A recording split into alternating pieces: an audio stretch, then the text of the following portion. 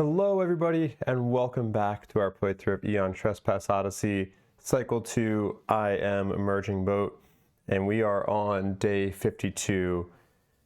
This is, for me, it's been like an actual week since the last video I did, that battle with the burden. I thought I was recovered from my illness, and then I got worse, and so it's been a bit of an up and down journey, but I'm back to play again. I don't think there's going to be any gap between the previous video and this video coming out, because I think I've built up enough of a schedule that we shouldn't have any issues there. But if I'm forgetting things or anything like that from like things that I need to resolve from the end of the last battle to this point, please forgive me. But with that, let's cut over to our battle view, or not battle view, but our just overall view here. And let me cut to these lights too, a little bit less of a glared view.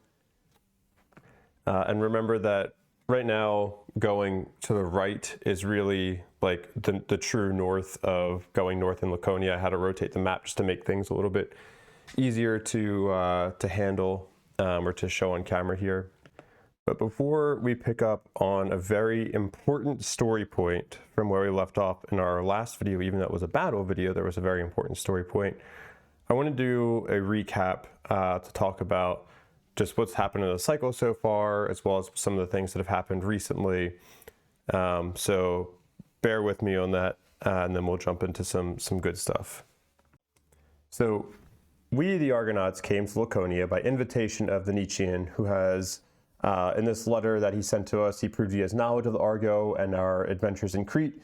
When we arrived in Laconia, he slaughters part of our crew along with one of our Argonauts, then uses his massive black ambrosial primordial / shadow to damage the ship, then retreats and taunting us to face him in 80 days to prove our strength, while he slaughters innocents for every day that we are not showing up. We start traveling through Laconia, and we're looking for a way to infiltrate these sluice gates, which divide the land in Laconia, because it's kind of very geometrically like fractured, and they have these sluice gates to be able to raise and lower the water level to get ships through. So as we're looking for a way to infiltrate this first sluice gate to try to make our way up into Laconia to find the Temple of Man, which is where the Nymph sits, we're interacting more and more with the people of Laconia. The Cyclopes, we find one of the people of Laconia are, these massive, lumbering, one-eyed, just giant beings who have made a vow of peace after their ancestors, which I believe we learned are the Leleges, had conquered, killed, and enslaved many people. This was like many years before the current time. The downfall of the Leleges seems to have come after they tried to conquer the heavens, but the Nymph is now intent on following in the footsteps that the Leleges left behind. So the Cyclopes people are trying to leave behind this very violent past, and despite the actions of the Nymph in the current land, they are trying to maintain this vow of peace, and we are in support of them because they just do not want to repeat the sins of their own ancestors. The Helots have been enslaved by the Spartans, and while the Nymph has preached this idea of the strong eat the weak, and the strong, you must fight for your right to live and your right to survive in this land.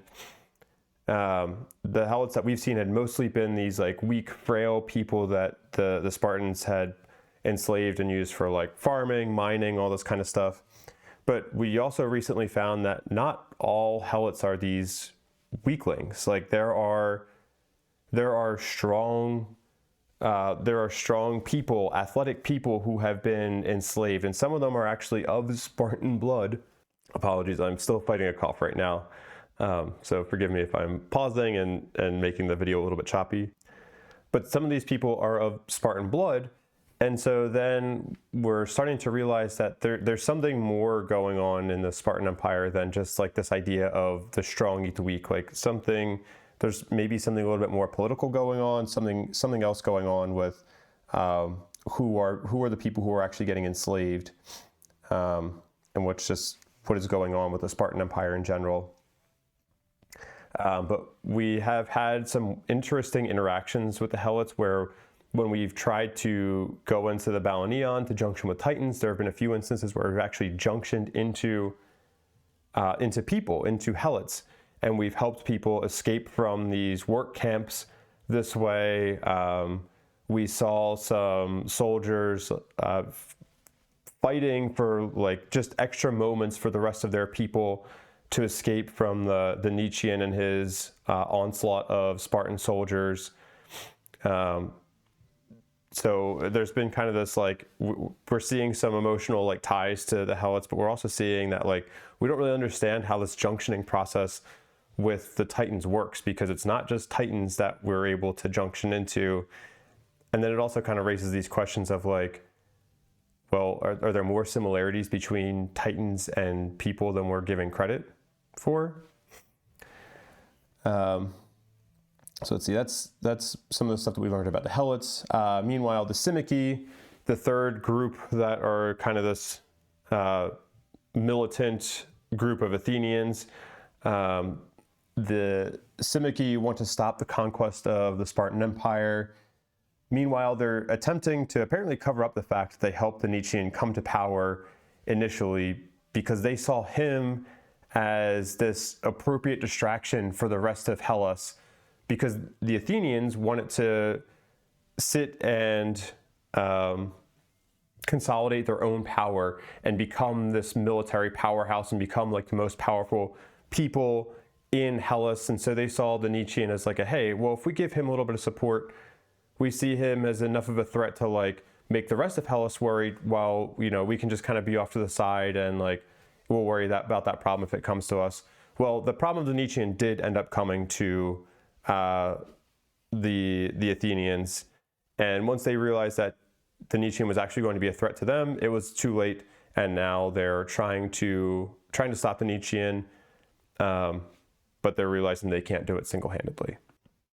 So eventually we find our way up through the first sluice gate, which was somewhere around here, and we continue making our way through the deeper lands of Laconia, and we're building up these, you know, we're making allies with these Helots, these Cyclopes, these Symmachy, and we decide, all right, you know what, we've actually found the Temple of Man. We know the Nietzschean is there. We're ready to ambush him now.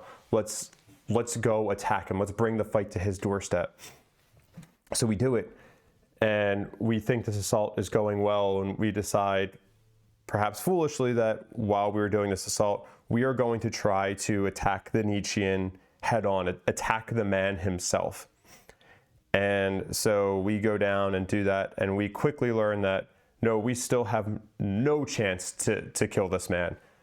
He is way stronger than us, and this whole thing was really just a trap that he set up. He lured us into this fight so that he could basically have us come out and expose our forces, and him and the Spartans begin slaughtering our people, and there's like many casualties on both sides. But it breaks out into a fight with our Titans against the Nietzschean and his shadow, and even, you know, we deal just enough power to like show that we are a threat to him. But the Nietzschean takes this as an opportunity to say, all right, actually, I'm out of here. And he takes the Temple of Man and just teleports it completely away. This entire huge, like, small city, I guess, is just teleported away and gone. Meanwhile, we are left reeling. Our allies are decimated. The Spartans are continuing to chase us down and chase the Argo through these Spartan riverworks. And it takes us about like 10 days to find refuge in this Helot city over here, where we finally escape this like barrage of Spartan forces, and we're able to take the time and reconvene with our allies and figure out like what the hell just happened. How are we going to approach this fight in the future? Like, what do we do from here?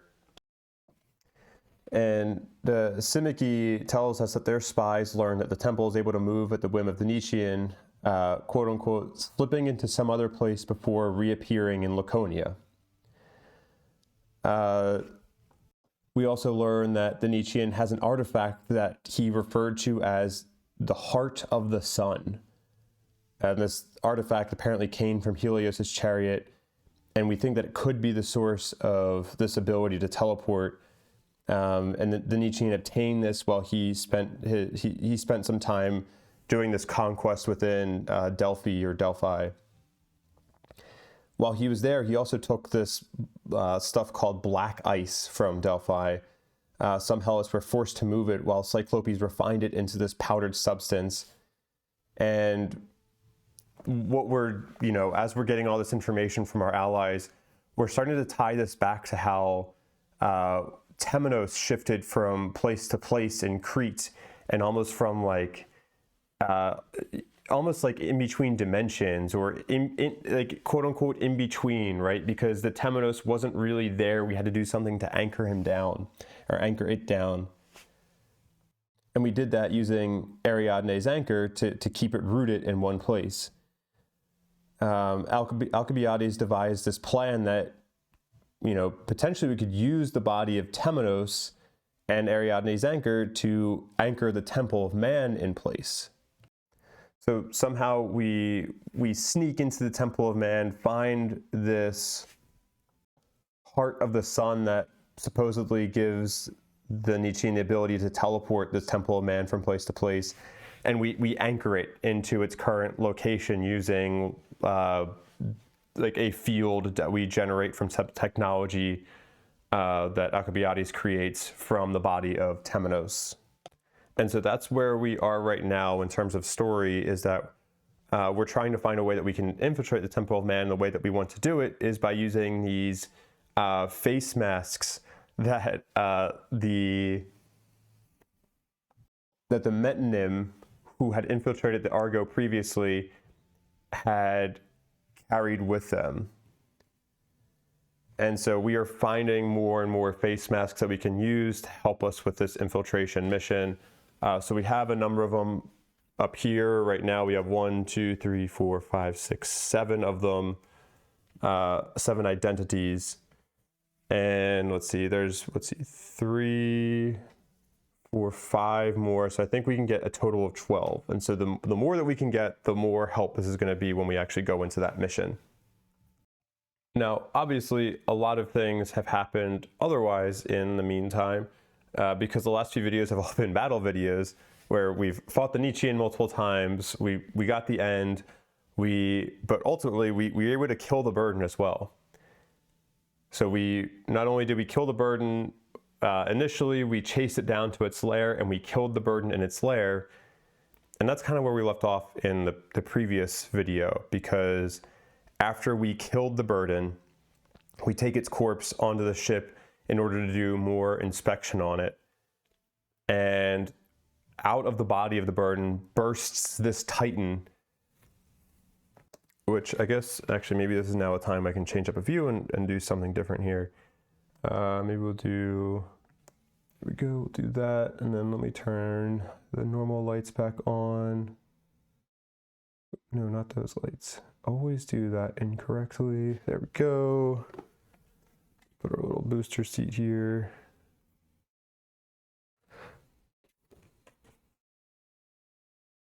So there's our Truth Bearer Titan. Badass Titan, honestly. We'll go over his Titan sheet in a second. But this Titan bursts out of the body of the burden and breaks into this sprint in the Argo, running down the halls and running through rooms that, like most of these rooms we've been to, but we start getting deeper and deeper into the Argo, closer and closer to the engine. And then eventually we find ourselves in a room that we hadn't been in before. Like, we've been in the rooms adjacent to this room, but suddenly like this new room has appeared and we haven't been in here before. And we see this giant sphere as part of the engine of the Argo, and behind the sphere is a massive greater Titan. And as we're just like taking in this sight, we see this giant greater Titan. It makes eye contact with us. It is clearly bound and trapped in this place that it's in. And we see tears rolling down its eyes. And we're joined by the engine nymph, who tells us that this is Sisyphus. Sisyphus was enslaved by Trismegistus to, quote unquote, grant an infinite number of attempts to trespass and challenge the unassailable eons. And Engine Nymph continues to say, you know, we count these attempts in cycles, and basically asks, do you want to know how many cycles that it's, or do you want to know how many attempts it's been? But then basically interrupts her own question, interrupts her own thought process, and is like, you need to decide now before this room retreats back into the Argo and isn't to be found again for some period of time. Are you going to free Sisyphus, or are you going to keep him trapped here? And, you know, freeing Sisyphus seems like the right thing to do, but it also means that we can't use Sisyphus tears anymore. So in my first playthrough, I had freed Sisyphus, and I decided that I was going to make this decision here by posting a quick poll in Discord to see, like, in the I did it in the official server for Aeon Trespass Odyssey for Into the Unknown, and I just asked people, like, should I mark R7 in this playthrough or not? And I was surprised. It was actually very clearly in favor of marking R7, aka freeing Sisyphus. I thought for sure that because I said, hey, to some context, I freed Sisyphus in my first playthrough. I thought for sure people would be like, oh, we'll do something different and don't free him. But it was like, it ultimately ended up being what, like 7-3 or something like that in favor of freeing him. So that is what we were going to do. And that's where we're going to pick up our story here. After we continue this story, there's a couple other Inwards Odysseys, 39 and 40, that I want to read. Like, this Inwards Odyssey that we're reading right now is actually 60, but this is from Defeating the Bird, and we're told to read this whole Inwards Odyssey. But there are some kind of important and intriguing ones that I do want to include in part of this video too. So let's go in, where are we going? We're going to go to Choice Matrix, and we need to mark R7. Freed Sisyphus. Also, the something else notable is that I'd 100% thought that, okay, if I kill the burden in this cycle, it's going to be similar to cycle 1, where, like, I'm not going to have an adversary for the rest of this cycle. That's wrong. And in, what was it, 5 days? 1, 2, 3, 4, 5. Yeah, we have the Broken Circle event here, which means the Dehaka will be chasing after us. And I think I am going to say that I'm not going to record any of the Dehaka battles for this cycle. I'm going to save those for next cycle. Like, I'm still going to do them, but I think I'm going to get my butt kicked. So that would be kind of like the funny thing to see, I think, in this cycle. But I think I'm going to save the Dehaka for next cycle because I'm scared to face it in this cycle. There's no way I'm going to be prepared. Anyway. So we marked R7. Let's go back to our voiceovers here. And then we're going to continue the story here, and we need to see paragraph 0154.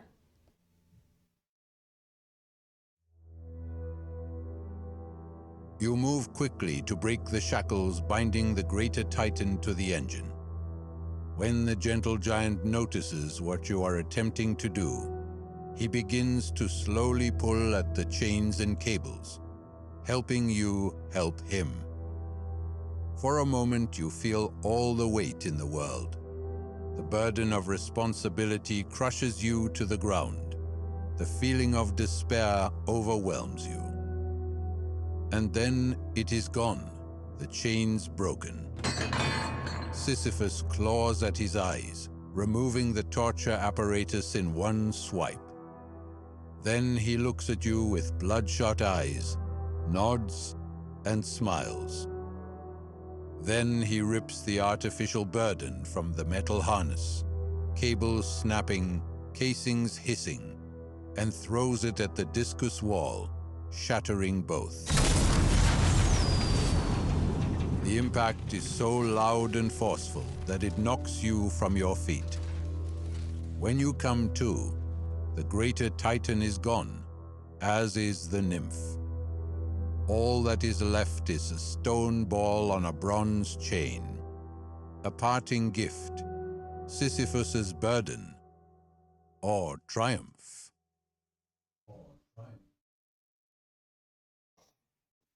And so our instruction here is to gain Sisyphus's burden card. However, in that roller coaster of a final battle with the burden, we got Sisyphus's burden, which was this card. And so, because we have Sisyphus's burden, we get to evolve it into Sisyphus's triumph. Oh, let me rotate this box around. There we go. I think that helps a little bit better with the lighting there. So I'll put these side by side just to compare. But yeah, Sisyphus's triumph is just an insane weapon. I'll try to summarize some of the stuff on it. 3 dice, +1 precision, 1 black die per hit, +2 bonus power. If you have 6 or more danger and you get a crit chance, that's +1 additional power. It is an ascended weapon, meaning it's not going to be subject to ascendancy rules in this or future cycles. I'll caveat that in a second. It has reach 2, it has daze, it has hope 2, it has burden 1, which is a keyword that allows you to take some like tokens, like condition tokens and ambrosia, I think, off of other titans. It has provoke. It is cumbersome, but you know, there are some titans who can work around that, like our truth bearer titan that is new. It occupies all weapon slots just like the end, so it's not strictly a one-handed or two-handed weapon. It just consumes all hand slots that you have available that you're going to use.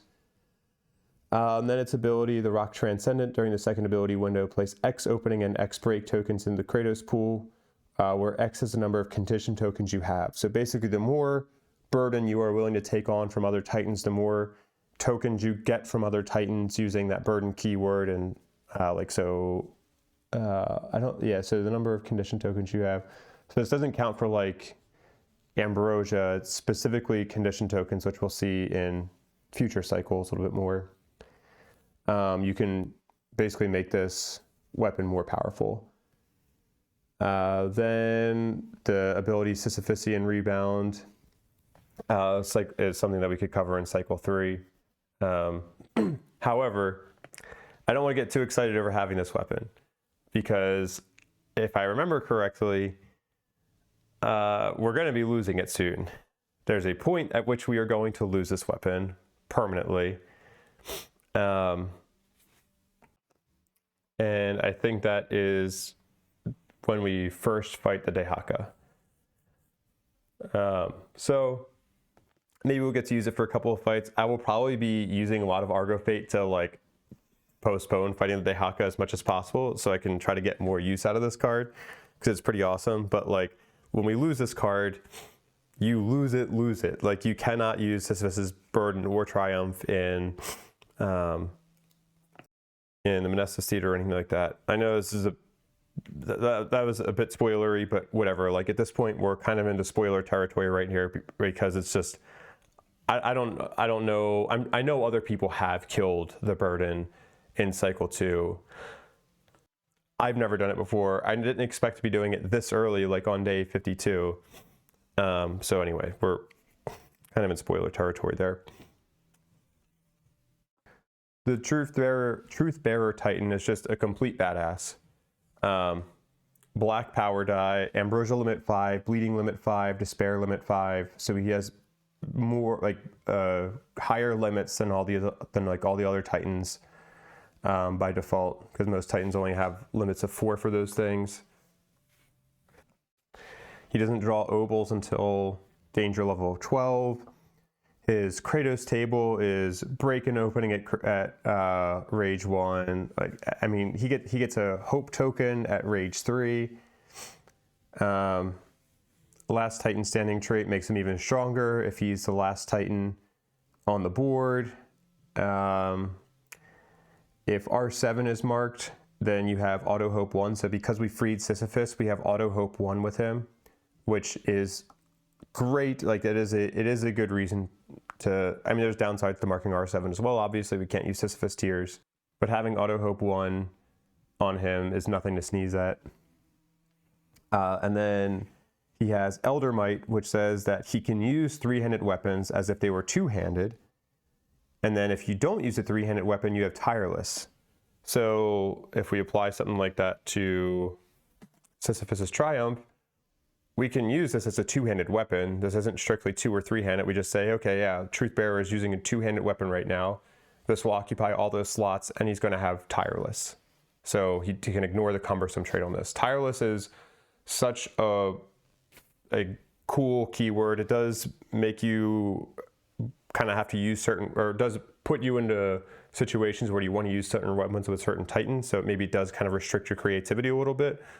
But Tireless is such an awesome keyword where it does make some weapons where you're like, cumbersome kind of sucks in general, especially if you're trying to get as many attacks off as quickly as possible. Having Tireless, where you get to ignore that, just says, ooh, actually I can use a lot more stronger weapons right now and not have to deal with the biggest side effect of it. All right, let's move on from that, because we are, 25 minutes in, and I've just been doing like recap stuff, and I think y'all want to get past that. But actually, I do want to, oh yeah, sorry, you've got crabs. This is like part of my, my little booster seat. I do want to go over, I want to do the Inwards Odysseys for 39 and 40, because I think that they are some of the most interesting. They have some interesting story on them that I think is worth like going through the actual reading of it rather than me just summarizing it. So. You are called to the last academy when one of the philosophers studying the Phos-written tome stumbles upon a series of pages relating to the Argo itself. A few blueprints of the Aeolipylian engines, bound to work up Alcibiades into a productive frenzy. Nautical maps that will help you navigate the treacherous post-eschaton waters of Hellas. Records of some of the places the Argo visited before it ended up on Kephallonia. Priceless, if you can decipher them. Your attention is inextricably drawn to an excerpt from a document written in Olympian, so readily available to all who stumble upon it. That document is the Argo Nautica. It reads, "So it was decided that the crew of the Argo would be made up of exceptional mortals, of divine, elder, or mixed genotypes. Their lineage was important, but so were their exploits. For even a god's offspring can be led astray, while a true hero isn't born, but forged in the crucible of life, Hellas itself. Thus, envoys were sent to the far reaches of the world to invite the mightiest heroes of the time and enlist their help. After hearing what was offered and what was at stake, many agreed on the spot, including the likes of Achilles, Atalanta, Jason, Medea, Nestor, and Polla. Others, like Odysseus or the much-troubled Heracles, were harder to coerce. Young Theseus refused. Initial runs were promising, as the heroes achieved previously unheard-of levels of synchronization. They were the ideal Titan partners. However, things soon took a downturn, as the flaws of this approach became apparent. Rambunctious and egotistical, the heroes began to pursue their own agendas and perpetuate their own legends in the service of ill-advised visions of grandeur and personal glory, and to fall prey to petty infighting and plain old jealousy. They were too rigidly shaped and too free-willed. Thus, it was decided Gen 1 was retired, and that the initiative should continue in another, bolder direction, that promise to bear more productive fruit. Gen 2. The excerpt ends there. Argonaut generations? One of you mutters, and you look around the room.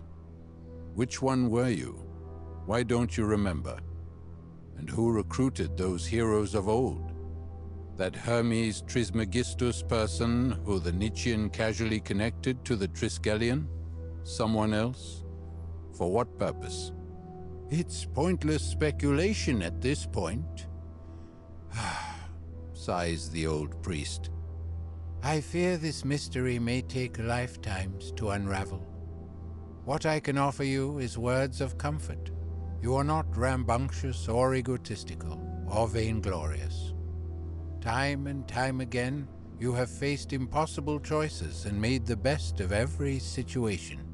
Your being here is proof of that. What I have seen from you is the best mortality has to offer. He smiles widely, showing a few missing teeth. So whether you are those heroes befogged or someone else entirely, it doesn't really matter. You are you, and exactly who you're supposed to be. This ship is yours to command, and I have faith you will steer it toward a brighter future for all mortals. Don't let anyone tell you otherwise. The words of the old priest ring true and are of comfort, though you still wonder, who are you? Those heroes? Or Gen 2?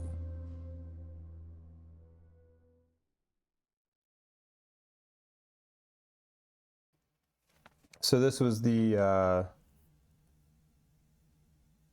Inwards Odyssey that led me to getting some resolve Fated Nemesis with most of my other Argonauts here.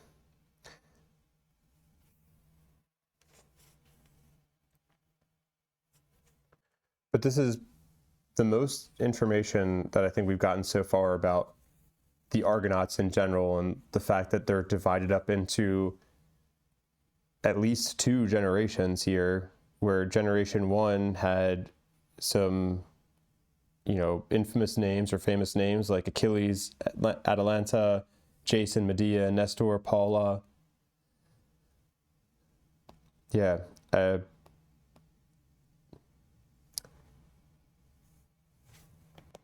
I think this is an Inwards Odyssey that's worth just keeping in mind. Now we can go to Inwards Odyssey 40 as well.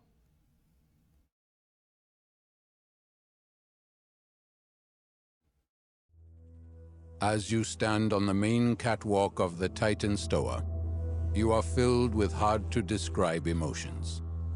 This was a long time coming and is long overdue, but you are absolutely sure this is the right call. The Nietzschean might have wanted to divide you with his biting words, but there was truth in them, and truth can hurt. But it can also offer a quiet moment of re-evaluation. The Titans, one of humanity's natural and oldest enemies, have been there for you from the moment you awoke in the mausoleum. They have worked for you, shielded you, bled for you, and died for you.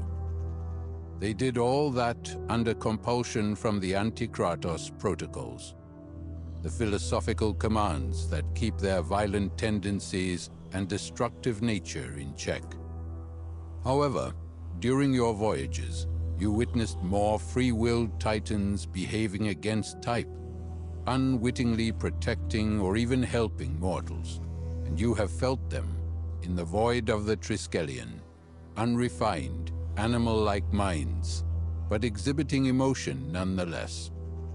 Some of you have grown closer to their Titans, developing a kind of bond, even akin to friendship. The debt their sacrifices have accrued over the last few years has grown significantly. You feel you cannot amass it in this way forever.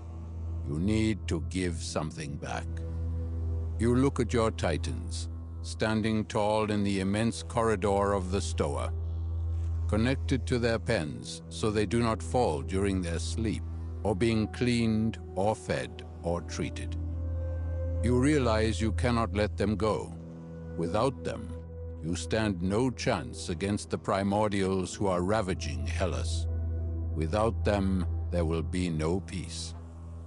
But if you are to ask them to risk their necks for you again, you need to allow them to feel. One of you looks to the old priest, who smiles encouragingly. Another gives the sign to Socratoares, the war philosopher, master of the Antikratos arts. The lean, pale man who orchestrated your anti-primordial operations has become a whipping boy of late, taking all the heat for the Titan's pitiless treatment, although the blame is yours to share. He nods and relays the command to his disciples. The Stoa is evacuated of all non-essential personnel. The whole Titano-Kinigos corps has been put on high alert to act without orders at the first sign of problems. You hold your breaths and look toward the monitoring lights hung above the Titans' helmeted heads. Red turns to green, pen after pen. The Antikratos protocols are being loosened. Subfunctions regulating emotions deactivated. They won't be completely free, but they will be conscious and feeling. A step in the right direction, for each being deserves to appreciate life. Everyone is tense. You feel your hands go numb on the pommels of your Argo Zephi. The Titans slowly become alert, their movements less sluggish, less dreamlike, as if they are waking up. For a second, you think they will lunge forward in a mindless rage. But that moment passes and they raise their heads and howl. There is no rage in the howl, just sadness, loss, and joy. As one after another joins the strange chorus, you smile. The Titans accept your unspoken promise. Suddenly, one of your crew joins in, then another and another. Then you feel yourself scream out into the spacious hall, a melancholy hymn, the Song of Life.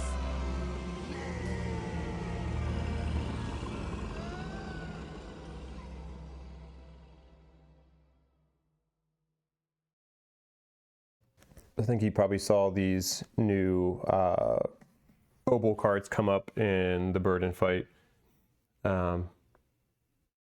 Yeah, a little bit more unified with the Titans now. We know that we can't let them go and just let them be and not use them. Like, we still need them because otherwise we're not going to stand a chance against the Primordials, but giving them more freedom and seeing some real emotion from them. Okay, let's cut back over to this. I am going to go grab some water, have a cough drop, and then I will resume and we will do some actual new stuff. All right, I'm back. Let's go to our Venture tab here. All right, we need to give Hypatia +1 node to a chosen Nemos. Going to be trying to see if we can get her to retire before she resolves that Sewed Fated Nemos. So we're going to give 1 node to Cast Off here. Okay. Now, do I want to put Leocules' name on the timeline next? Yeah, I think so. I need to gain an Argo Fate to do that, right? Why am I forgetting that?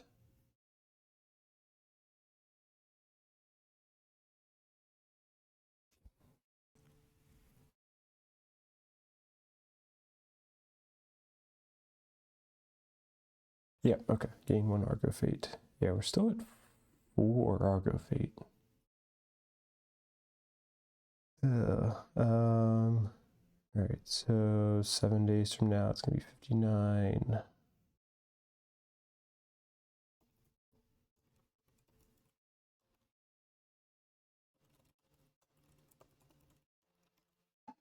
Okay. Then I also want to see if I can get my Hemiolia back, because I had it scouting here. So let's see. We normally need an 8 or higher. We're on an allied space, so we need a 6 or higher. Ooh, oh. Actually, I mean, it doesn't really matter, but is it the space that it's on, or use a diplomacy modifier of the local faction on the tile with the Hemiolia tile. Okay, fail, discard the Hemiolia token when you move onto the tile. Ooh, should I have used a defector for that? Oh, I'm not even showing the, I rolled a 5, by the way. Wasn't showing the screen.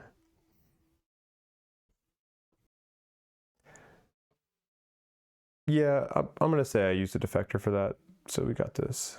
Yeah, I know. Should have done that ahead of time, but I have so many defectors. I don't know if it's gonna matter if I keep them for the end, but I mean, I'd have like too many. So that would have given us +3 to the result, or +5, I forget. I know it's a big bonus. I apologize, it's only been like, it's actually been almost a week and a half since I've done like the adventure stuff, and yet I'm already forgetting.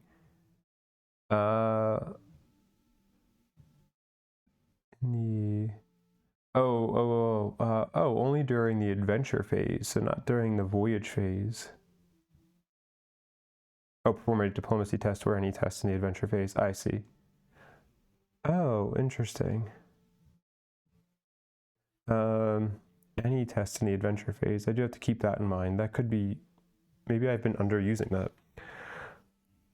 Okay, but I'm saying I used one for getting the Hemiolia ship back because I know I'm getting into some, like I'm gonna have to gain an Argo fate to go up this locked riverway here, so I kind of want to see if it's gonna be worth it to go up that way. So let's send our scout ship up that way to see what is going to be on tile 18. Sorry, putting it up there. Tile 18. This. We need our booster seat back. I don't know why I put that away. And yeah, well, there's, I guess this is where the Temple of Man is now. That's a Spartan stronghold. We're gonna get a doom from going on that tile. Oh geez, yeah, I think I'd rather backtrack than moving on to this. All right, so let's take that, put it here. I don't think I can try to get this back, that Hemiolia back again this round. I think I'd have to wait until the next day. See if, sorry, I like paused that while I was coughing. So my hand probably just appeared out of nowhere there.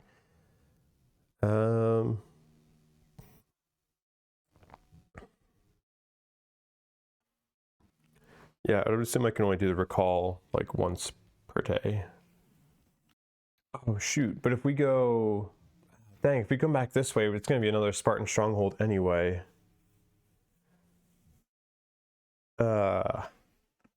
How far are we from our next timeline fight? We still have a ways to go, don't we? Okay, only in a few days. All right. This is kind of a downside of not having the burden, because now it's a little bit harder to lose some Argo fate if we need to. All right, I am gonna do this. I'm gonna, for day 53, let's go ahead and make a check mark here. I will go north onto this space. So I have to gain an Argo fate to travel up that locked riverway. We'll go north. Then we have to gain a doom and deal with all right, let's gain the doom. And then, oh boy, am I just gonna volunteer? I'm like afraid of going up to 6 Argo fate. I'm just gonna lose the hull, I think. Ugh. All right, geez. There's a tech that lets me convert refugees into crew, right? I assume that costs Argo Fate as well.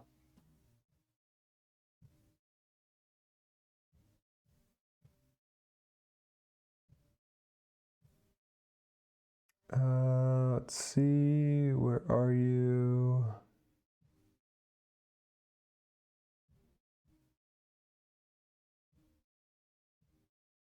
Okay, yeah, it does cost an Argo Fate, and it's a diplomacy test. All right, well, good to know. I might need that.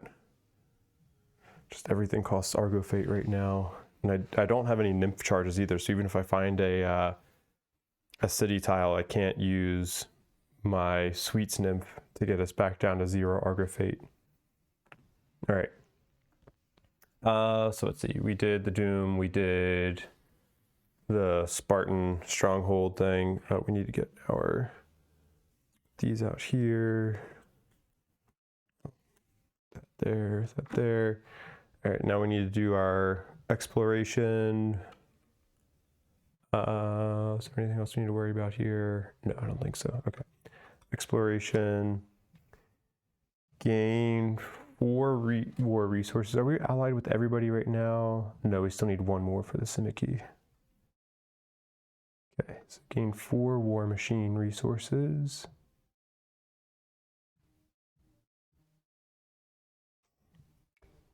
And gain 3 war machine and then 1 danger.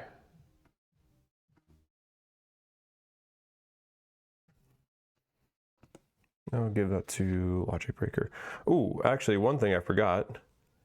Hypatia actually needed to do a roll for dying and still having the repurposed Cryptex.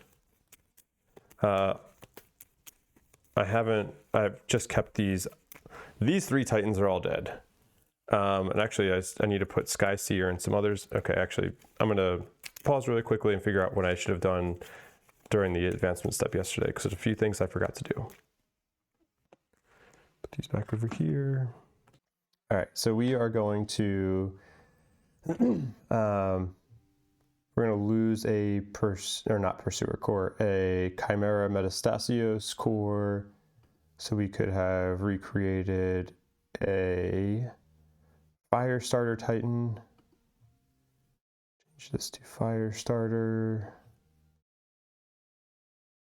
Then what else? We're gonna lose 2 Dreamwalkers so that we can put the Sky Seer on our timeline 20 days from now to be 20 days from yesterday, so be 72.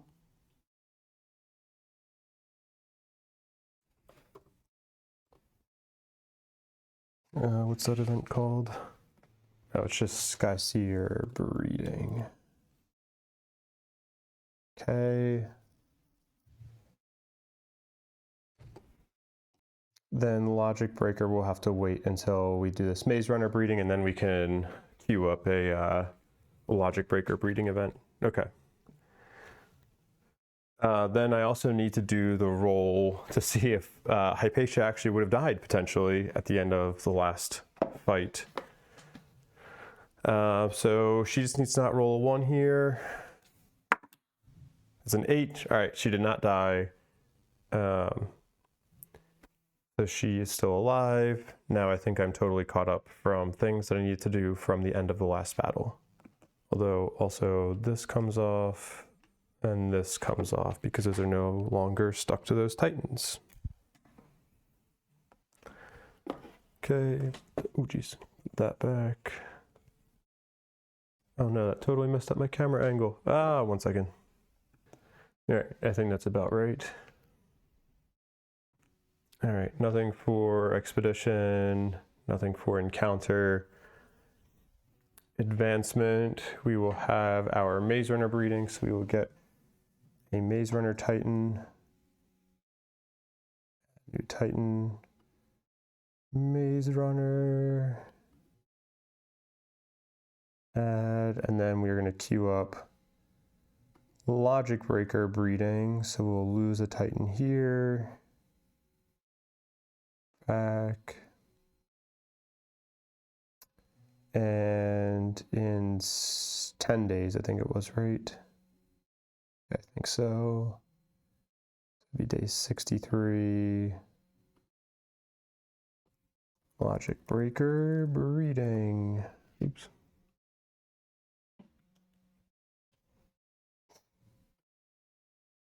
Go. All right.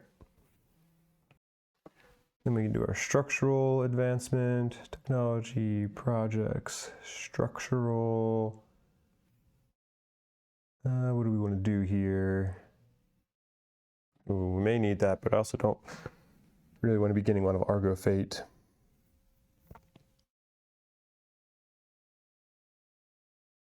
This could be good. We're running pretty low on Titans. That could be pretty good.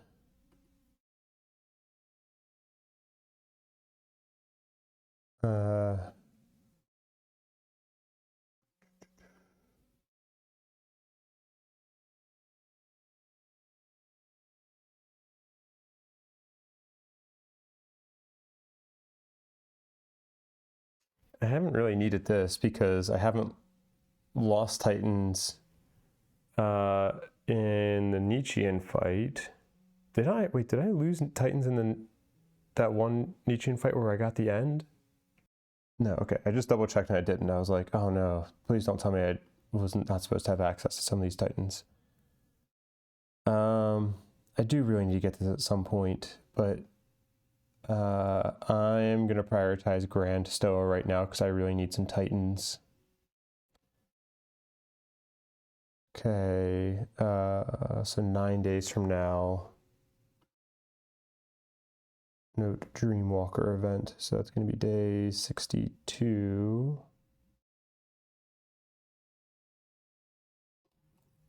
Dreamwalker event. Okay. Did I actually add that project? Research it? I did, okay. So I should have a Stoa size of 20. Yes. Man, 7 Titans, that's so low. So low. Let's do a roll to see if we can get our, what's it called? Our Hemiolia back. Hemiolia. So it's normally 8 or higher. We get +3 from being on it, and then we have +2 from being allied with the Cyclopes. So we only need 3 or higher here. That's a 10. We do get it back. Now let's determine which direction do we want to explore to see where we want to be going here. Let's do, I think I want to go north, so let's just see if there's anything like crazy on there. Are we going to run into another Spartan stronghold? So let's send it to tile 17 to explore.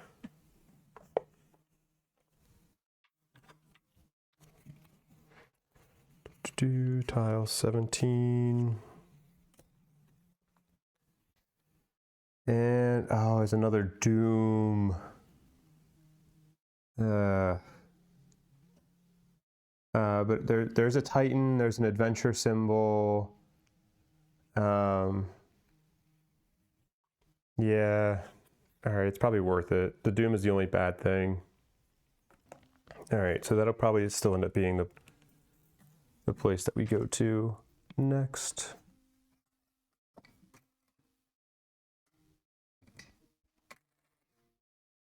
I have like paused this and unpaused it so many times for coughing. I really hope this doesn't just sound like choppy nonsense. But even during like the battles that I've gone back and rewatched, like some of these long ones that I pause off and on a lot, like I can't tell when I'm pausing most of the time. Sometimes I can. So I don't know, hopefully it's really not an annoying thing for you. But I think that's going to end everything for today. So on the next day, we will continue going north. We don't have to gain an Argo Fate. We're going through this waterway. There's no locked symbol. It's going to be day 54. We'll do our exploration. So we do have to gain another Doom. I probably want to try to avoid this one, maybe. That'd put me up at 6 Argo Fate. No, maybe I just gain it. That feels bad. All right. So then we'll do our exploration cards here. Right, anything else? Oh, we have to gain our Titan as well. I'm not going to gain an Argo Fate to get an additional Titan, or try to get an additional Titan. I don't want to gain Argo Fate. I don't know, maybe I'm a little bit too hesitant about it. I remember struggling a lot with Argo Fate in my first playthrough of this, and I think I've played it a little bit better in this go around, but I also had the burden to help balance it out, and I don't have that now. Okay, so all right, we'll do our exploration cards here. Gain 3 War Machine, 4 War Machine instead. Okay, is that the same card that I had last time? Okay. Nice, gain a Titan.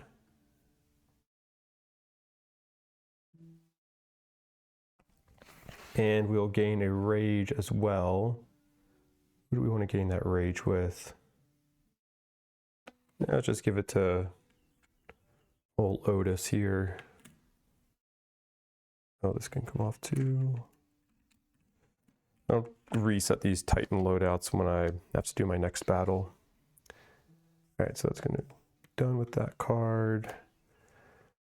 Black Sludge. Randomly determine a direction. Place an Ambrosia token on the corresponding side of your current map tile. All waterways leading in that direction from this tile are blocked. Discard the Ambrosia token after the next timeline battle. 7 Argo Fate. Okay, I don't have to worry about that bottom part. All right, let me shuffle. I haven't shuffled the minor trauma cards since the last battle, so let me shuffle those really quickly.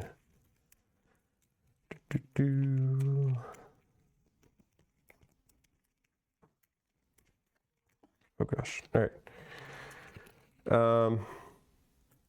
So I know we have ways we can get rid of this. I'm not too concerned, I don't think, about the direction that I'd be restricted from going in. Like, I think ideally I'd probably want to be able to go north and then start to wrap back around. Do I have any cards that can help me with making sure that's possible?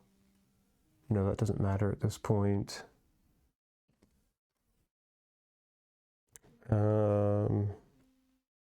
No, that's not a help anymore. This one? Oh no, I think this card is just for leading up to the second cataract. I think it is the second cataract. Yeah, I think it's showing this. I think that card is showing this row, column in this orientation.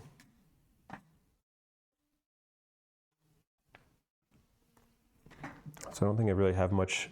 Anyway, all right, whatever. So let's just determine what direction we're blocking off with Ambrosia. Oh, dang, that'll be the direction I kind of want it to go.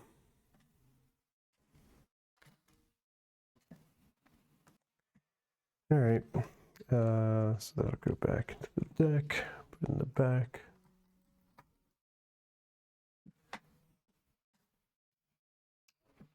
That gets taken out to the next timeline battle. Draw another card here. Oh my gosh. Depending on how many Violent Ambrosia resources you have, oh boy, probably a lot. 77. The mass rages, rupturing the hull, lose 1. Ooh, actually, F your Violent Ambrosia resources. I think I have, yeah, I have ambrosia containment. Oh, no, that's not the one that ambrosia spill solution. To discard it without resolving its effects. So I don't, if I do that, does that mean, so I gain an Argo fate? And then what does discard it mean in this context here? And I guess we would still remove it until the next timeline battle. But we still have to draw another card. Gain, oh man, we're gonna lose a Titan here. Shoot. All right, cargo gains 3 relief. We do need some relief resources, so that's nice. I'm gonna lose a Titan.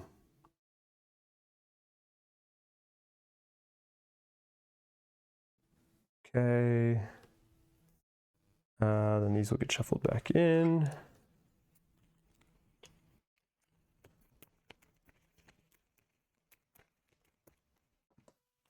All right. Put those back. And what are we doing here? So we still have an expedition symbol to resolve, right? Yes. Expedition symbol. Okay. Roll for that.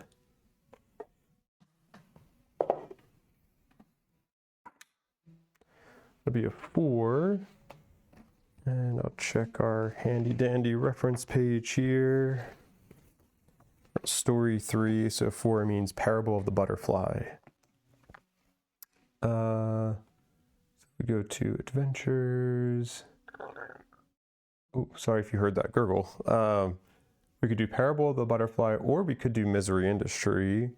Might as well just do, let's see, if we do Parable of the Butterfly, what is going to be the omega for that? What's the trait?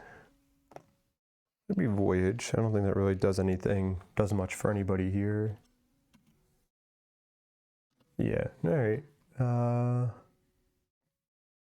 I would like to get some nodes for Otis's Fate at Nemos, but I think we can work around that for now. All right, so let's do this. I think it'd also be nice to get an Omega Adventure Hub in for this one. So we are going to do Parable of the Butterfly,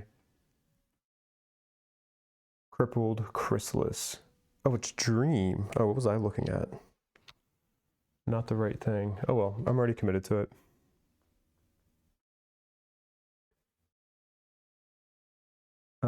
Dream, no. No. Yes. Ooh, and Restless, okay. Nothing for you, okay. Let's go here. What are we looking at? Adventure Hub, C2.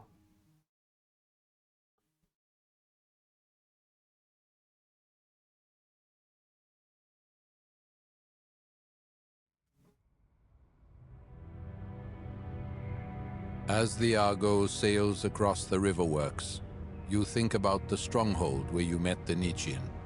That feels like a lifetime ago. You haven't stopped thinking about the Chrysalis since. There was something more to it than dried ambrosia.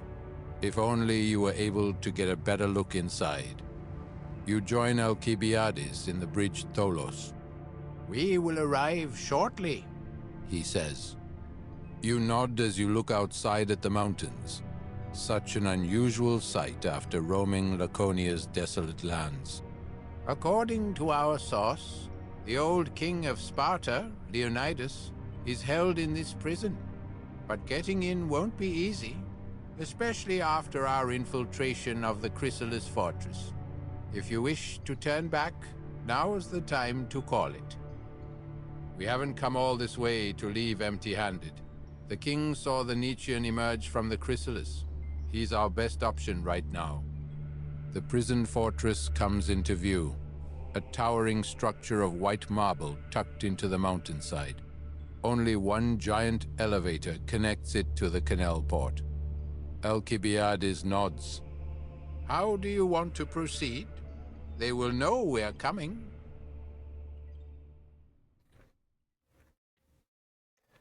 All right, so we have a choice here. You can send option one is you can send a small team to create a distraction in the canal port while you scale the mountainside with your Titans to flank the Spartans inside the prison. This sounds kind of familiar. The garrison will have to use the elevator to send troops down. However, the port town will suffer the brunt of their wrath. Civilian casualties might run high, and destroying the elevator will make it more difficult to evacuate the prison if the need arises. Create a distraction to the canal port, gain a doom, and lose one humanity. Almost certainly not doing that. Option 2, you can use the Argo to create a distraction and lure the Spartans out of the prison. This way, you will keep the casualties to a minimum, but the ship itself will suffer damage. Infiltrate the prison while the Argo distracts the Spartans. Oh, man. I mean, all these are going to suck because I am just so crappy on, what's it called? On Argo stats right now. Let's do option 2 because we're good people. And then we'll try to use an Argo Fate to prevent this hull loss. So that would be 3. We need to roll 5 or higher, I think. Yeah, 3 plus 2 would be 5 or higher. Oh my gosh. Please be 5 or higher. 4. Oh no. Oh, this is gonna be tough. We're down to 1 hull. Oh man, if I have to do a campaign loss, I don't know how I'm going to handle it because like I was thinking I would like lose Sisyphus Tears or something like that if I ever had to do it at some point, but we've killed the burden already. Sisyphus Tears are meaningless. Losing them would not be a penalty at this point. All right, hopefully it doesn't come to that. This is pretty dire right now. Oh shoot, I did forget to do the acclamation. Okay, anyway. Helots Diplomacy +1.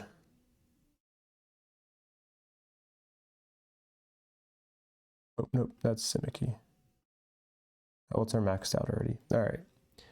C44.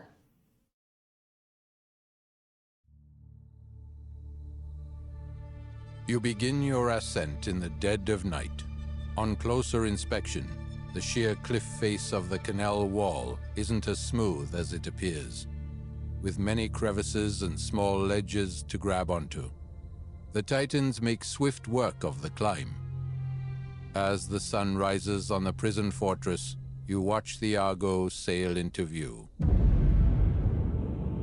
Shots ring in the air as the Nietzschean Empire bears its heavy weapons against your ship.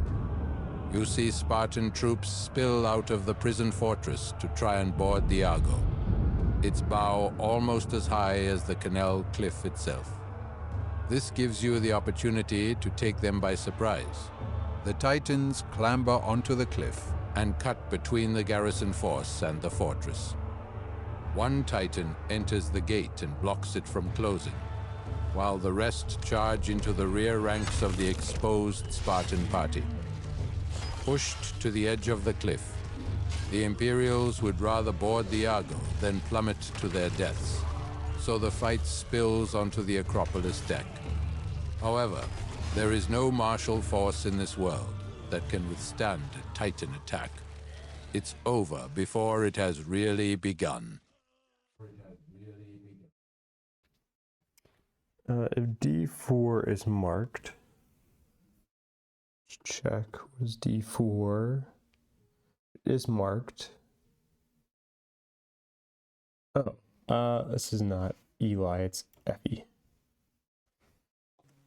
So we have Effie with us, so we're going to C008.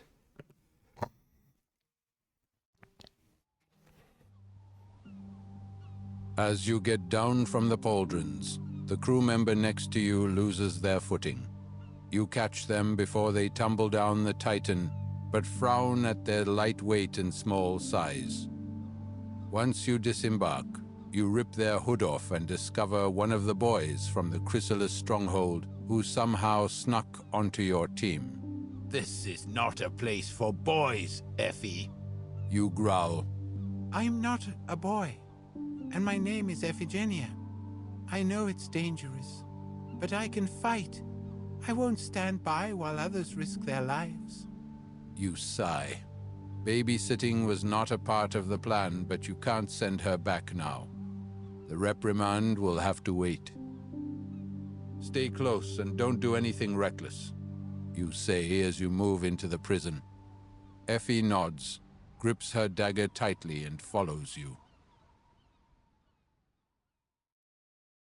All right, so we're going to subtract 1 Argo Fate. I'd really like if it said, subtract like 10 Argo Fate. Just reset Argo Fate. That'd be really nice.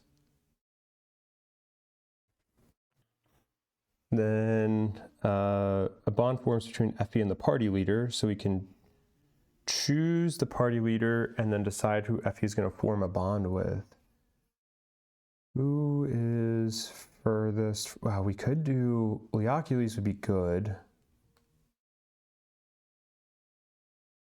Definitely not you. Not you either. Leocules or Destan.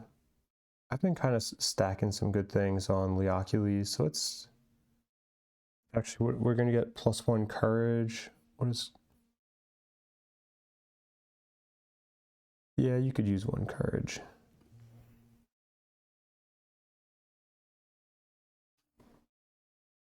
Let's see. Effie +1 courage. All right, then turn to the previous paragraph. I'm pretty sure we were in paragraph 44, not 43. So let's go to paragraph. Adventure hubs. Parable of the butterfly. Oh, geez, okay.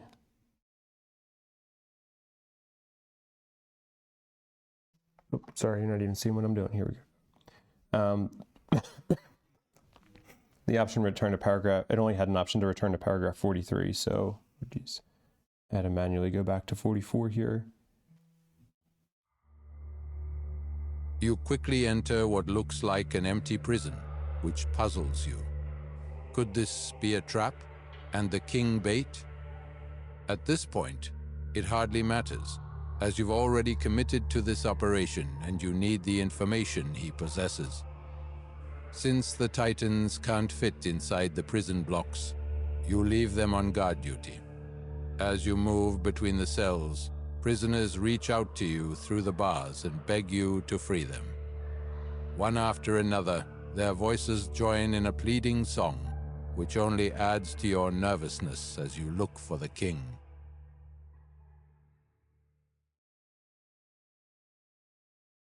Okay, now we have 2 options. Option 1, helping all those people will take time that the king might not have. The Spartans could be torturing him at the moment or under instructions to kill him in case of a breach. You need his knowledge of the Nietzschean. Leave the prisoners and concentrate on finding the king. Lose 1 humanity and gain 1 progress. Option 2. While your mission is of the utmost importance, you cannot ignore the pleas of the people. It will take time to free them all, but you surely would be no better than the Spartans if you let them here. Surely the king can wait a bit longer. All right, I'm going to have to stop pretty soon after this because I just keep coughing. Well, let's see. What if we took on 2 more refugees? Is that going to hurt us? No, because we're so low on crew. It's really not that big of a deal. We're only at +2 humanity, and I don't really want to risk losing more of that. So let's go with option 2. So we're going to gain 2 refugees. And then Symmachy diplomacy +1, which will put us at allied with them.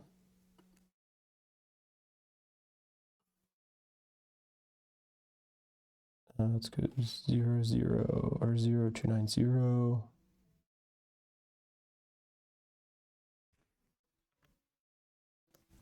All right. And then we're going to see paragraph 46.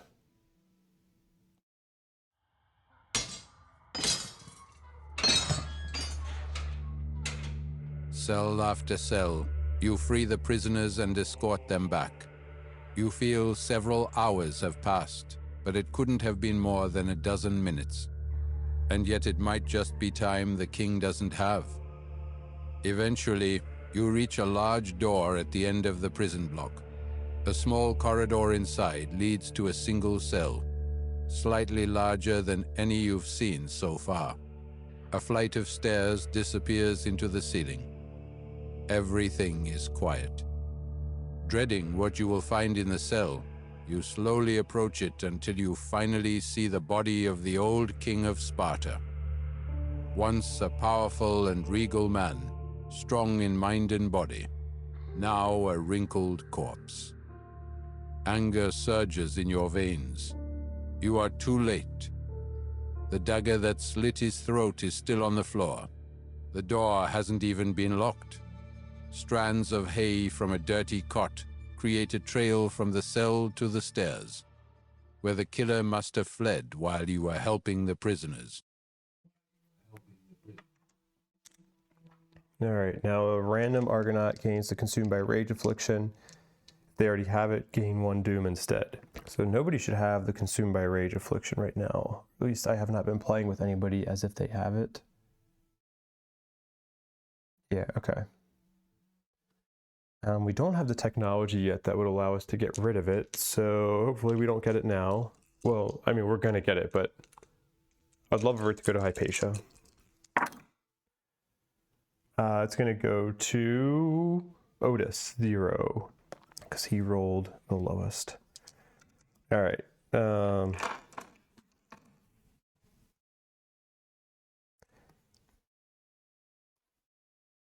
All right, sorry, I need a minute. I need to go grab another cough drop, and then I'll come back. All right, let's throw this on here. And let's make a note of it.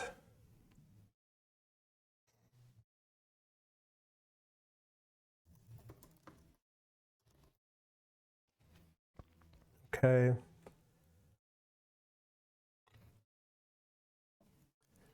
Then we'll go back to our voiceover.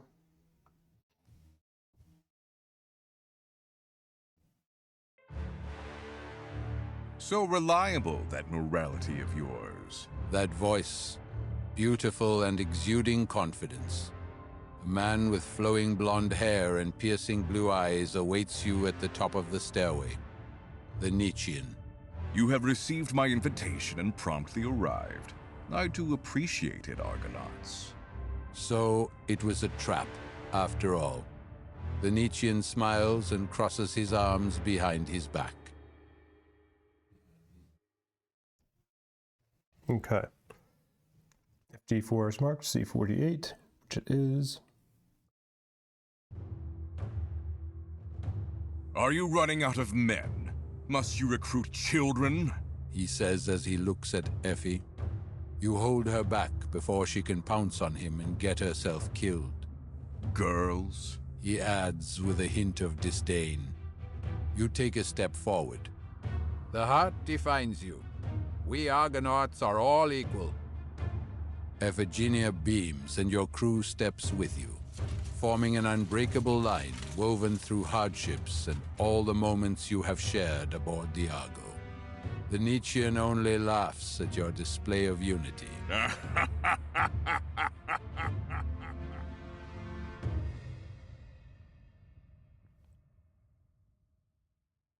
And unfortunately, that progress token is going to be meaningless to us. So our Inwards Odyssey is done for this cycle. Go back to 47 here.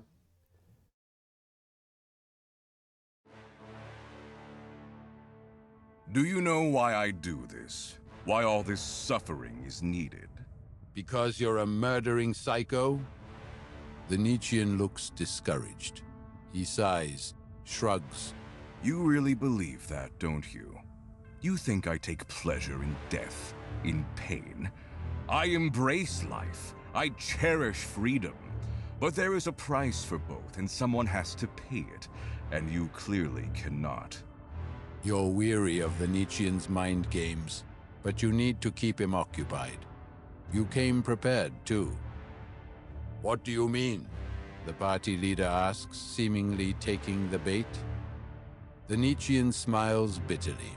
You were supposed to be better, but you're just weaker, emotional, effeminate, pathetic, rag dolls filled with dreams, and you're to challenge the sun? So this war is your Chrysalis. You will never defeat me unless you become stronger, for what you need to do requires inhuman ruthlessness and strength. He stops and looks at you, then starts to nod, as if convincing himself. You know how I know? I was one of you. You're nothing like us. An Argonaut, the very first one. He picks something up off the ground and tosses it before you. The suit is weathered and broken in places, and old, quite old, but you do recognize it. It's a Aeon diving suit, one that superconducts the fluids and eases Triskelion Junction. I did swim in the Emerald Waters once. He murmurs with a satisfied smile, as if seeing your surprise means that much to him. Though rarely in the Great Pool. During my time, we used discrete pods inserted right into the Titans' bodies, and then I was discarded when my usefulness came to an end. A fate not so different from a Titan's, eh? Yet I survived. A chill runs down your spines. Is this true? How could it even be possible?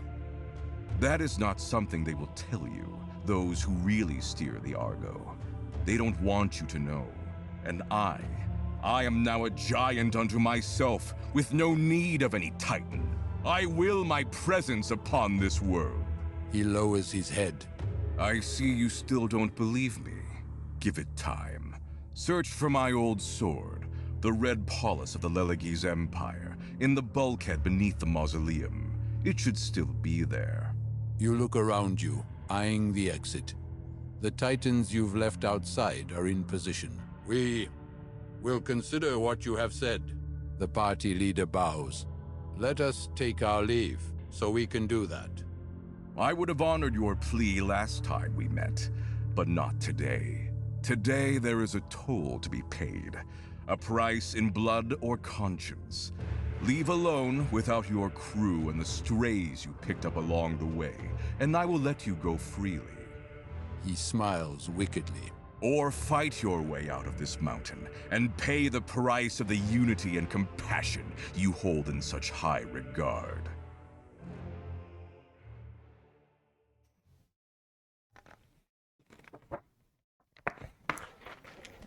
All right, option one. Excuse me, I'm sorry. Option one. You cannot risk everything for your crew and allies. They may fight for your cause, but they alone cannot win. Only you control the Titans. Only you are strong enough to face the Nietzschean. Many will die today, but it's the price you have to pay to have a shot at victory. Nope. Option two. You will not become him. You've prepared for this. The Titans outside are waiting for the signal. If you fight him all together, you might have a chance to escape. Fight him together. C49. Option three. If you distract him with your Titans, it might give your crew enough time to evacuate. You won't be able to win against him anyway, not today. He wants you to confront him. Don't give him the satisfaction. Use your Titans to cover the retreat in C50. I mean, it's like, I feel like any of these options, you could twist it in a way where it's like, oh, he wants you to do that. I mean, he knows regardless of what you do, he's gonna have his way anyway. I'm so low on crew and hull. I think I need to be a little guarded about this. I'm gonna do option 3. So we're gonna see paragraph 50. You signal to your crew to evacuate while you engage the Nietzschean with your Titans. One would think a mortal would stand no chance against these towering behemoths. Yet he seems to keep up with them with ease. Your people are halfway to Canal Edge, running as fast as they can while carrying the wounded and the weak. When the Nietzschean turns toward them, your Titans step between them, bearing down their arms and shields. Gloves off. Suddenly, you are deafened by an explosion.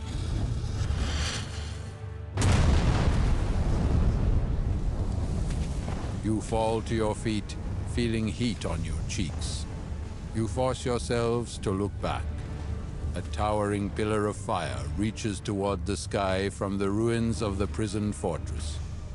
Above the Nietzschean, the man, stands a giant monstrosity of jet-black skin, shimmering like a sea of ambrosia. The hollow eyes of its skull-like head bore into the Titans. With lightning speed, it grabs the closest Titan's Antikratos helm and rips it off. The giant's scream is cut short, the death from Triskelion shock near instant. With a sadistic smile, how can a skull smile? It throws the helm at your feet, while the Titan's body remains motionless, blood dripping from its scalp. Pick that up and leave. A voice booms in your heads. Your weakness cost them their life. You're not worthy of the burden entrusted to you, you pathetic flesh puppets. All the death in this war is on you. The monster takes one last look at you and heads north. No one chases him. There is no sign of the Nietzschean, the man, anywhere. You presume he hitched a ride on his Colossus.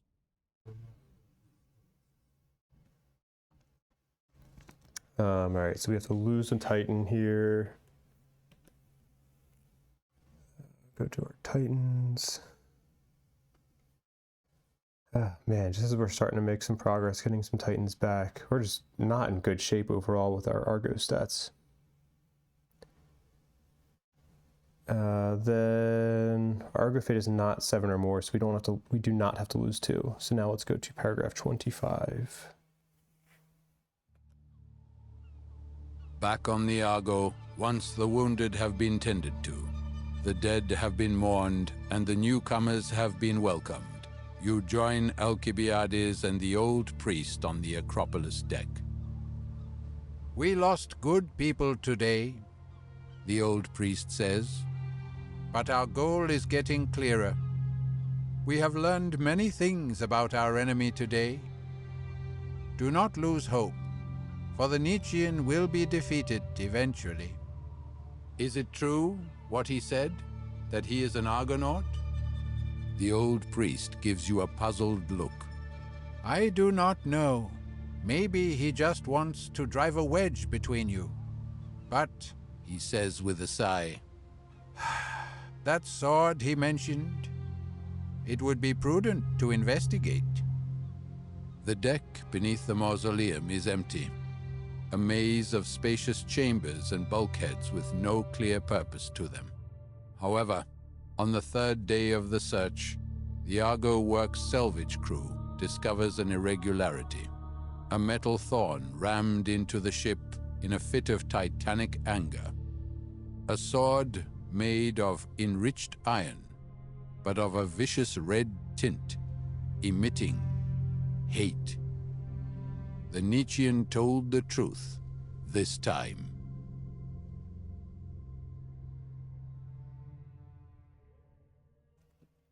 All right. So we get the Red Polis card. This is a one-handed sword, 1 die to hit, +1 precision, 3 red die. if you hit, and then +1 power. Fire 1 is a Titan possession. It has power reroll 2. Start of battle, you get the Berserk Kratos card. And then blood currency, when you wound with the red polos, place 1 generic token on this card. You have auto break X, where X is the number of generic tokens on this card. So it's a pretty good weapon with a price to pay with that Berserk Kratos card. But also notably, it's a pretty good weapon that's just a one-handed sword. So it is very good. I don't think it's going to usurp any of the weapons that we have out. Maybe we'll give it a spin. Depends on if we want to force a Titan to have to wield this from this point on. All right. So that'll do it for that adventure. Now let's go to our timeline. Oh, let me knock out that acclamation really quickly here. That is done. Put this back, check this off. Then I think we can just go see paragraph 290 now.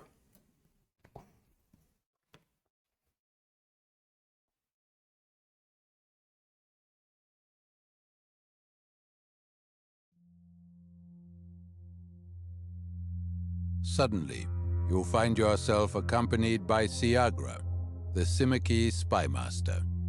You know not how she boarded the Argo unnoticed, which seems to be the idea. Argonauts. She bows her head. A common enemy presented us with a shared goal, and as a result, we have grown closer these past few weeks. Yet an alliance born of war seldom survives a time of peace. Thus, I have come here on the behest of the Ecclesia to foster bonds that will endure long after the Nietzschean falls. The Symmachy is not perfect, but I believe we have found the only way to navigate this treacherous Aeon towards a brighter future for all mortals. I think this ideal is also something we have in common. I bring you our knowledge and wisdom, and the secret of the sea fire.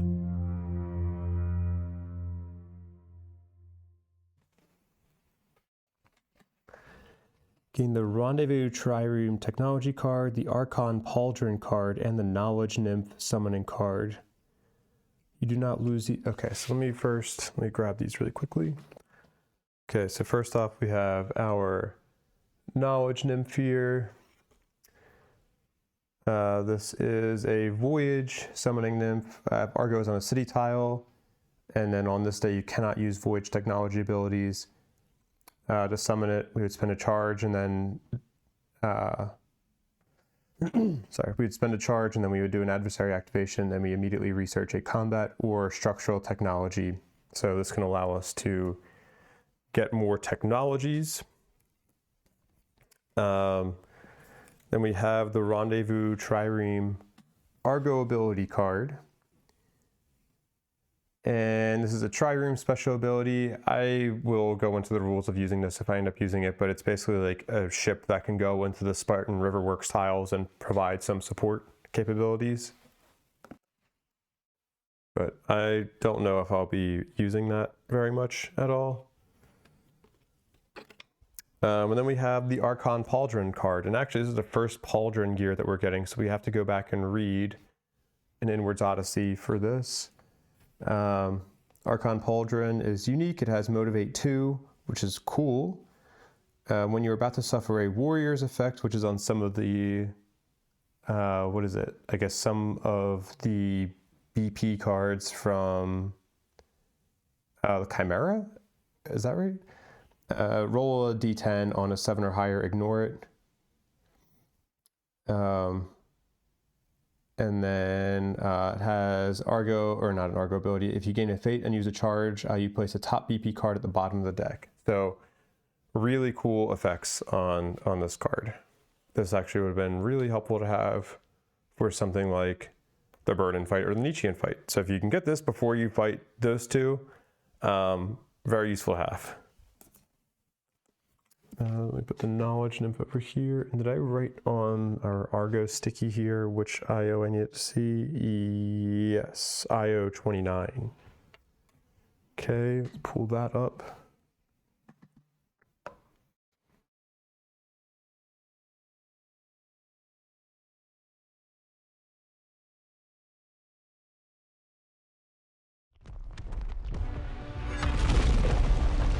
The Primordial's maul smashes into the fortification, cracking stone and bending iron rebar. The impact sends your Titan stumbling back, desperately trying not to fall. A fall would mean certain death for both your team and the giant itself. Still, as the pauldron tilts, you see many of your comrades, men and women with whom you have trained, lived and fought, spill out through a crack in the wall, their arms outstretched, their faces frozen in an eternal expression of utter surprise. There's at least 30 feet to the ground, and they're wearing heavy armor. You know you won't see them again. Your Titan steadies and bears its gargantuan sword against the Cyclonus. In a moment, it'll rush the monster, try to break through the AT field at extreme close quarters. That's your limited window to make the jump. Yet, with a sinking heart, you realize your enemy has beat you to the punch. A white and red-clad Thanporos Titan killer has climbed onto your giant ride and is making his way up its shoulder toward its Anti-Kratos helm. If he reaches the helm, it's game over. The cables there are a weak spot, mercilessly exploited by the Spartans. Flee! Cannot reach the top! You yell and point toward the assassin. A Thanporos assassin is a deadly opponent, conditioned from a young age to not fear death, to ignore pain, high on the ambrosia polluting his body. Your companions, your friends, die one by one. Yet you continue to swarm him like bees swarming a hornet that invaded their hive. One of your warriors finds a lucky break, and their spear goes right between armor pieces. The Thanporos falls from the Titan's shoulder, lifeless. You don't have time to celebrate. Your ride has closed the distance. The Cyclonus's elephantine body looms over you like an eclipse. Now! Jump! You make it to the Primordial, but some of your companions do not. Their jumps performed too late or too early. No time to mourn. You move around the monster's body as if scaling a mountain, to the numerous cage plates of their despicable armor. Inside those cages, rounded up innocents and prisoners of war, a perverse living shield devised by the Nietzschean to make the Argonauts flinch. You are of the Pauldron Vanguard. You do not flinch. You break the locks, you shatter the chains, and you save those people, retreating to the safety of the Titan's shoulder or rappelling down to the ground using liberated Thanporos scaling devices. The bravest of you linger. You have no hope of dealing any noticeable damage to the monstrosity, unless you find a critical weakness, a damaged harness, an open wound, a superficial vein, or an unarmored part of the head. You try anyway. When the battle is over, you count your dead. The casualty rate among the Pauldron Vanguard is the highest in the whole Allied force. Yet there are always more volunteers to replace the losses, recruited mostly from the throngs of refugees who inhabit the Argo. Even the Argonauts themselves bow before you. They have the Titans. You have only your comrades to lean on. They see in your eyes the promise of the Argo fulfilled. The Nietzschean will not win.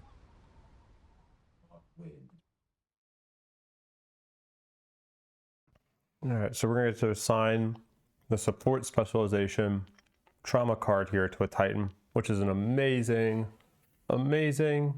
Trauma card. I love this card. It gives you an extra accessory slot. I would love to give this to a logic breaker, but we do not have a logic breaker right now. So I think I'm going to assign it to my Earth Shaker. Give our Earth Shaker, where is it? Support specialization. Boom, okay.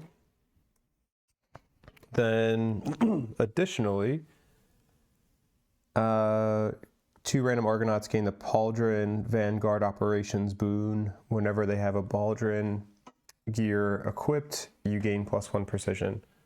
Let's give that to Odyssey and Dustan.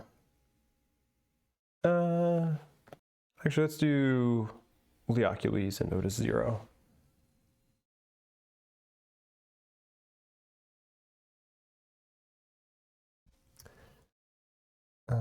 Pauldron Vanguard.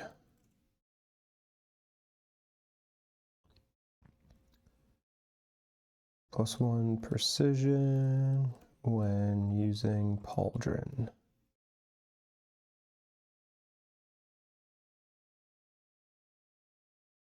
Oh, come on, I can't copy that. There we go. Okay, oh, I'm not even showing this screen. Give it to Leocules, and then we'll give it to Otis 0 as well. Okay. I think I'm going to end the video there because I want to do some crafting of things before the next timeline battle, and I don't really want to just sit here and then think about it. Like, there's only going to be one day before the next timeline battle, so I'm just going to stop the video here because I keep coughing and I need to take a break anyway. So I think we're really starting to see a lot of the story for this cycle come together. Like, we now know that the Nietzschean was an Argonaut. He was the first Argonaut, supposedly. We also know that from one of our Inwards Odysseys, like, we know that there were multiple generations of Argonauts, and there were a few named people who were among the list of that first generation of Argonauts. Could he have been one of those people?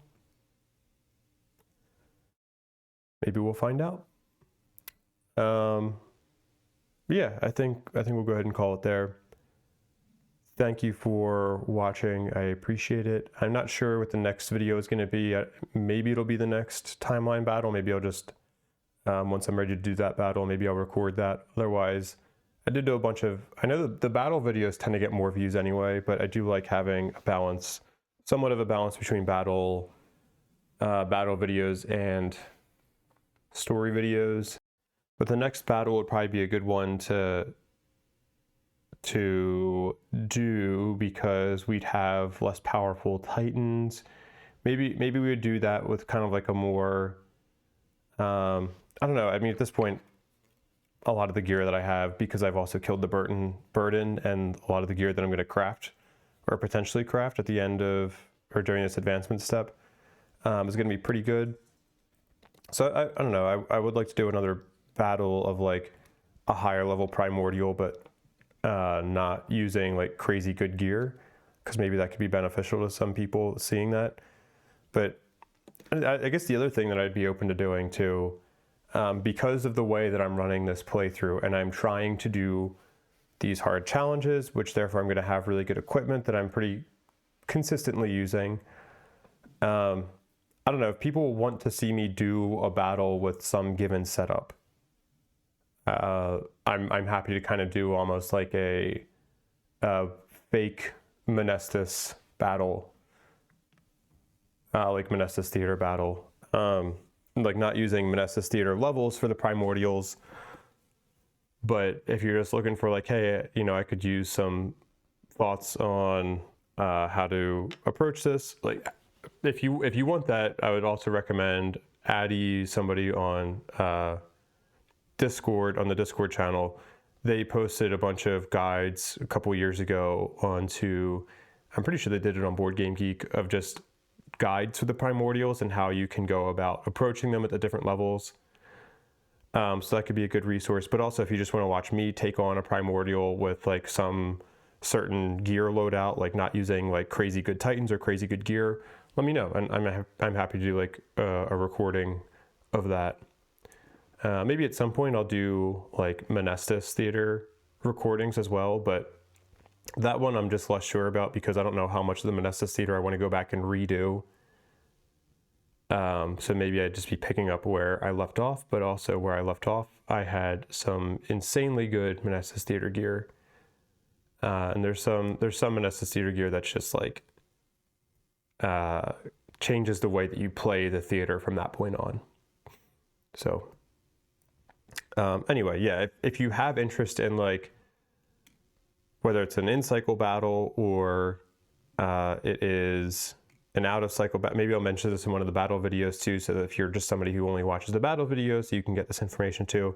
Like if you're looking for me to do a certain type of battle with like a certain tier of equipment, let's say, let me know and I can do a video of it. And if we want, I can also try to like stage the AI and BP cards in a certain way, so we have some of the harder cards coming up first. I don't know, whatever could be interesting to you. You know, I appreciate people who watch the video, so if there's something specific you want out of it, I'm happy to kind of like do some side videos to help out with that. But anyway, dang it. It's the first time I wasn't able to, that's what I get when I have my hands in front here and I'm too slow to be able to pause the video. All right, yeah, that being said, I'm going to stop the video here. Thank you for watching. I appreciate your time. And I'll see you in the next video. Take care.